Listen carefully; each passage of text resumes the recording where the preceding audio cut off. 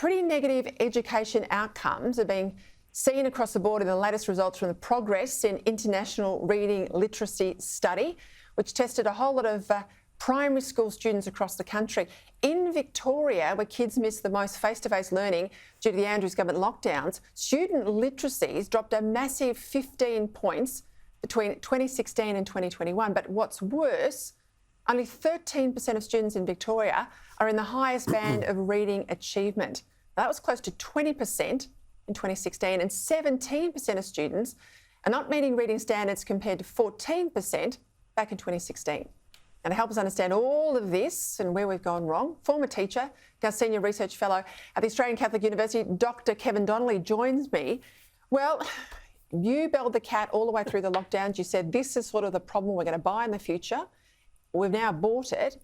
So tell us how bad it is and how do we turn it around?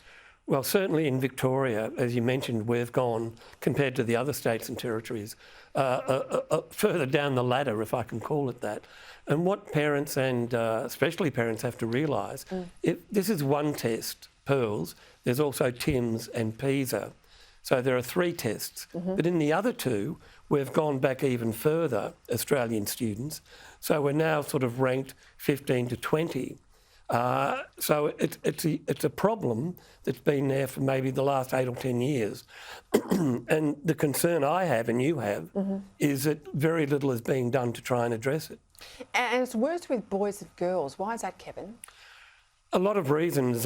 Some years ago, Brendan Nelson, when he was Education Minister, set up, he saw the problem then and he set up a committee that I was a part of looking into boys' education. There are a number of reasons. I mean, one is, and I don't have the time to explain it, but the curriculum's been feminised, if I can use that. The way teachers teach, what happens in the classroom in terms of pedagogy, and that's the style of teaching, the way lessons are structured, more suitable for girls. And all the research is proving that.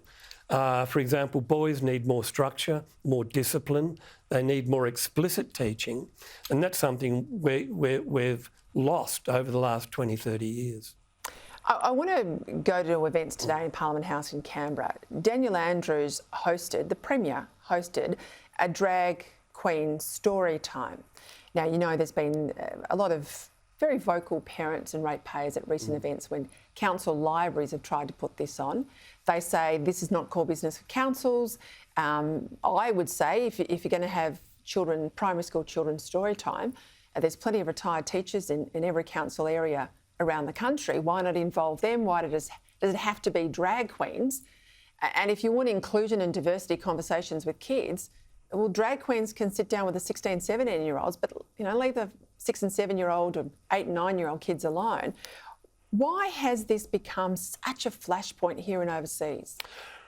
It goes back to this whole idea of gender fluidity, and you remember, you've spoken about it in the past, Safe Schools.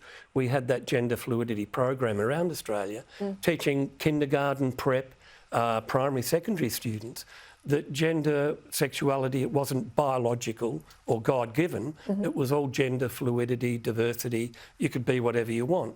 And for many years now, even in primary school, students are being told that there's no such thing as a male or a female, it's all fluid, as I said.